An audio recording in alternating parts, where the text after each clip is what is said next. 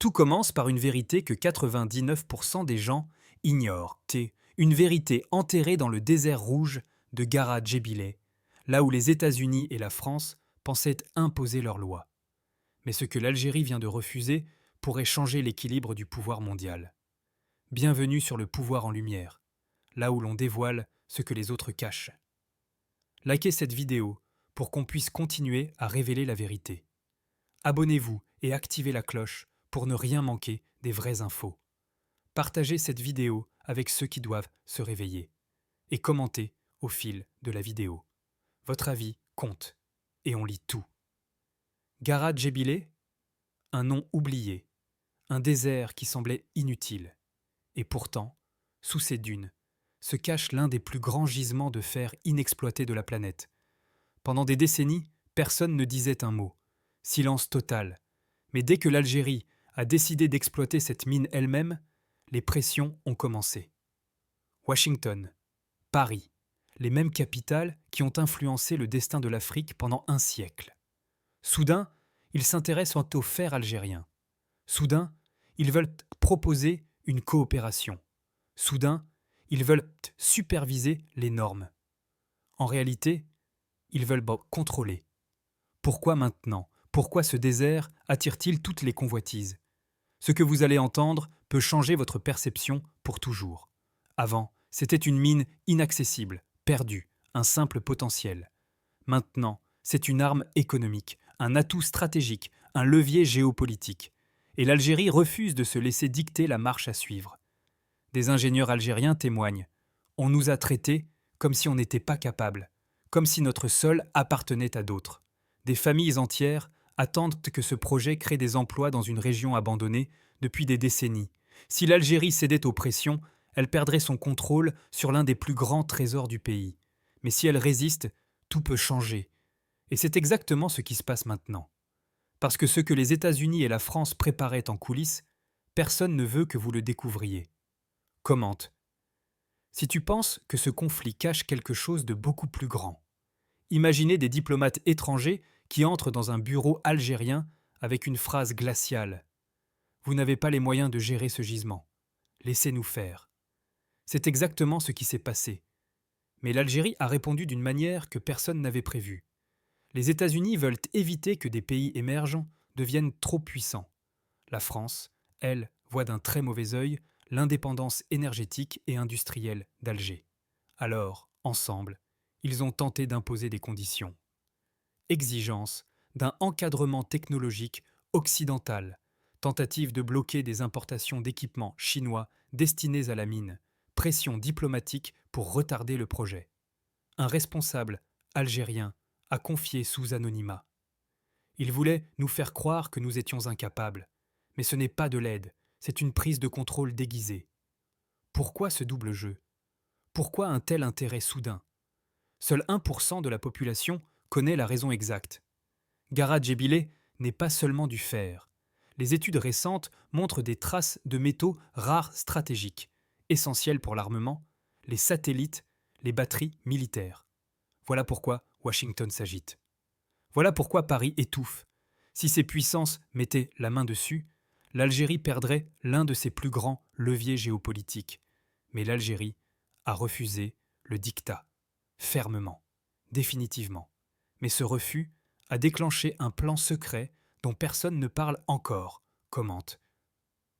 Si tu soutiens la souveraineté totale de l'Algérie, une réunion, un silence, puis une phrase qui a fait trembler Washington et Paris. L'Algérie n'est la propriété de personne. Voilà ce que les puissances occidentales ne voulaient surtout pas entendre. Et pourtant, c'est exactement ce qui vient de se produire. Face aux pressions, beaucoup de pays auraient cédé. Parce que derrière les sourires diplomatiques se cachent des menaces réelles. Sanctions, blocages économiques, isolement, perte de contrats. Mais l'Algérie n'a pas tremblé. Au contraire, elle a répondu avec une fermeté qui a surpris même ses partenaires régionaux. Qu'est-ce qui a rendu cette réponse si solide ? Pourquoi l'Algérie a-t-elle choisi ce moment précis pour s'opposer frontalement ? La majorité ignore encore cette réalité. Selon plusieurs sources proches du dossier, Alger aurait adopté 3 mesures secrètes avant d'annoncer son refus. 1. renforcement discret des accords miniers avec la Chine. Un partenariat signé dans la discrétion permettrait à l'Algérie de contourner le monopole occidental sur la technologie minière. Deuxième, internalisation de l'extraction. L'Algérie a formé ses propres équipes, modernisé ses instituts géologiques et créé un pôle stratégique au sud-ouest. Un geste qui a humilié les experts occidentaux qui pensaient l'exclure du processus. 3. Un message diplomatique clair. Une lettre envoyée à plusieurs partenaires. Aucune ressource algérienne ne sera exploitée sous diktat étranger, quel qu'il soit. Cette réponse ferme a mis fin à l'illusion. Les États-Unis et la France comprennent désormais que la période où ils contrôlaient les ressources africaines touche à sa fin. Et ce geste symbolique change tout. Contrôle total de la mine souveraineté, renforcé message clair au monde entier. L'Algérie s'émancipe. Cette attitude rappelle une époque. Lorsque Houari Boumedienne avait nationalisé les hydrocarbures en 1971, malgré les menaces et les pressions. Aujourd'hui, l'histoire se répète. Mais cette fois, ce n'est plus le pétrole, c'est le fer, les métaux rares, l'avenir industriel du pays. Ce refus est-il un acte de courage ou un risque calculé? Seul 1% de la population connaît les enjeux exacts derrière ce geste. Et pourtant, malgré cette résistance, les puissances occidentales n'ont pas abandonné. Elles ont activé une stratégie plus sournoise, encore plus dangereuse. Commente si tu penses que l'Algérie a eu raison de refuser. Pendant que l'Algérie célébrait sa victoire diplomatique, une réunion discrète se tenait à Paris, à huis clos. Aucun journaliste, aucune caméra. Un seul objectif, trouver un moyen de contourner l'État algérien et reprendre discrètement le contrôle de Garad Djebileh. Quand une puissance perd une ressource stratégique, elle ne recule jamais. Elle change de stratégie. Les documents qui ont fuité récemment en Europe révèlent un plan inquiétant. Utiliser des ONG et des entreprises écrans pour influencer les décisions économiques locales. Pousser des rapports négatifs sur la dangerosité du site. Tenter d'exploiter des tensions tribales pour ralentir les travaux. Un scénario déjà utilisé dans d'autres pays d'Afrique. Pourquoi ces méthodes? Pourquoi cette obsession? Parce que Garad Djebileh contient un minerai spécial, difficile à trouver ailleurs.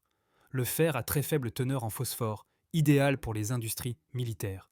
Ce que vous allez entendre peut changer votre perception pour toujours. Le plan en 3 étapes. 1. Déstabilisation narrative. Des médias étrangers ont commencé à diffuser des articles sur des risques environnementaux, des failles techniques, l'incapacité des ingénieurs locaux. Deux, pression indirecte par le Maroc. Selon plusieurs analystes, Washington espère profiter des tensions régionales pour gêner le projet algérien. Troisième tentative d'offre financière massive. 2 multinationales occidentales auraient proposé des contrats à perte pour obtenir l'accès au gisement. Si cette stratégie fonctionnait, l'Algérie serait obligée de négocier. Mais Alger a anticipé. Et c'est là que l'histoire prend un tournant que les grandes puissances n'avaient pas vu venir. On assiste à une répétition moderne du colonialisme économique. Les méthodes ont changé, mais l'objectif reste le même. Contrôler, extraire, profiter. La majorité ignore encore cette réalité. Mais l'Algérie a riposté d'une manière qui a pris le monde entier par surprise. Commente si tu penses que les puissances occidentales vont continuer à s'acharner. Alors que les puissances étrangères pensaient avoir pris l'avantage, l'Algérie a lancé un contre-mouvement capable de redessiner l'économie du Maghreb pour les 50 prochaines années. Un geste que presque personne n'a vu venir. Les pressions se multipliaient, les campagnes de sabotage médiatique se renforçaient, les diplomates occidentaux sonnaient l'alarme. Mais Alger ne s'est pas contentée de résister. Elle a attaqué. Que peut faire un pays pour contrer des géants économiques? Comment défier une alliance États-Unis-France sans provoquer une crise ouverte? Seul 1% de la population connaît cette réponse. Les 4 coups de l'Algérie. 1. Accélération du projet avec la Chine. Beijing a déployé des équipes supplémentaires pour avancer 2 fois plus vite que prévu. 2. Création d'un corridor industriel entre Tindouf et Béchar Objectif. Transformer le fer en acier localement, et non le vendre brut, un cauchemar pour les intérêts occidentaux. 3. Mise en place d'une force de surveillance spéciale autour du site pour empêcher infiltration, espionnage et pressions indirectes. 4. Signature secrète avec un pays inattendu. Selon certaines sources, un pays d'Amérique du Sud aurait signé un accord d'échange technologique avec Alger, sans passer par les circuits occidentaux. Ce gisement devient plus qu'une mine. Un symbole, un point d'inflexion, un acte de souveraineté économique totale. Et surtout, Garat Jebbilé échappe définitivement au contrôle occidental. Pour la première fois depuis longtemps, l'Algérie adopte une stratégie offensive, pas défensive. Un mouvement qui rappelle les pays émergents d'Asie dans les années 1990. La majorité ignore encore cette comparaison, car personne ne veut que vous la fassiez. Mais il reste une question essentielle, une question que personne n'ose poser publiquement. Commente. Si tu veux que l'Algérie continue dans cette voie, alors, après tout ce que vous venez de découvrir, posez-vous une question. Et si Garat Jebbilé n'était que le début? Et si ce conflit révélait quelque chose de beaucoup plus profond? La fin d'un ordre mondial imposé depuis des décennies. Nous avons vu les pressions secrètes, les tentatives de manipulation, le plan caché américain et français, la résistance historique de l'Algérie, la contre-attaque stratégique. Ce que vous venez d'entendre, seule une minorité l'avait compris. Et maintenant, vous faites partie de ces 1%. Pourquoi cela vous concerne-t-il? Parce que ce conflit n'est pas qu'un conflit minier. Il révèle le retour de la souveraineté africaine, l'effondrement des anciennes puissances coloniales, l'émergence d'un monde multipolaire, une bataille sur les ressources du futur. Ignorer cela, c'est manquer un tournant historique. L'histoire retiendra peut-être que tout a commencé ici, dans un désert oublié, dans un coin de Tindouf, là où un pays a dit non. Un non qui résonne aujourd'hui comme une déclaration d'indépendance économique. Pensez-vous que l'Algérie doit aller encore plus loin et nationaliser toutes ses ressources stratégiques? Dites-le en commentaire, le débat commence maintenant. Si cette vidéo t'a ouvert les yeux, ne fais pas défiler. Like, commente et partage. C'est ton soutien qui nous aide à combattre la machine médiatique et à faire grandir ce mouvement de vérité. Réveillons le monde, ensemble.